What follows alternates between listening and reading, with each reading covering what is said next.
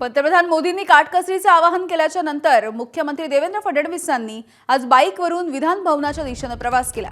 तिथून मंत्रालयाकडे देखील ते बाईकनेच रवाना झाले। उपमुख्यमंत्री एकनाथ शिंदे यांनी देखील ईव्हीचाच वापर केला, तर उपमुख्यमंत्री सुनेत्रा पवार या देखील मंत्रालयाकडे जात असताना ईव्हीने गेल्यात।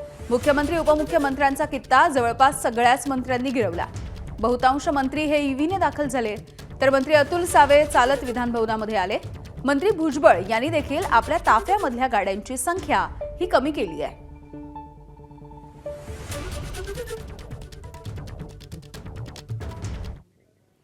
तर मुख्यमंत्र्यांच्या रॉयल एंट्रीवरून आता विरोधकांनी टीका टिप्पणी सुरू केली। तर मुख्यमंत्र्यांनी चालवलेल्या बुलेटची पीयूसी देखील मुदत संपल्याचं काँग्रेसनं समोर आणलंय। काँग्रेसच्या मुंबई अध्यक्षा खासदार वर्षा गायकवाड यांनी मुख्यमंत्र्यांच्या बाईकविषयी ट्विट केलेलं आहे आणि हा आरोप केलाय। वर्षा गायकवाड यांनी मुख्यमंत्र्यांच्या या उपक्रमामधली चूक शोधून काढली।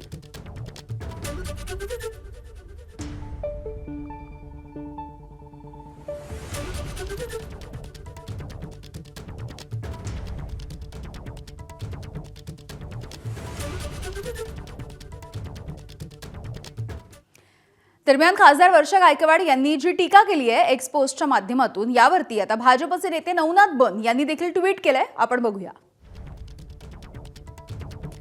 सदर वाहन हे पोलीस विभागाचे आहे। ते स्वतः मुख्यमंत्री चालवणार असल्यामुळे पोलिसांनी खबरदारी घेतली आहे। काल त्याची सर्व्हिसिंग सुद्धा झाली। वाहन प्रणालीवरती 9 ते 18 मे पर्यंत कामकाज बंदी आहे। वाहन पर्यावरणीय दृष्ट्या सक्षम आहे। हे प्रमाणपत्र देखील आधीच घेतलं होतं। जनतेच्या मनामधून उतरलेली काँग्रेस आता कागदपत्रांमधील तांत्रिक बाबींवरून स्वस्त प्रसिद्धी मिळवण्याचा प्रयत्न करते।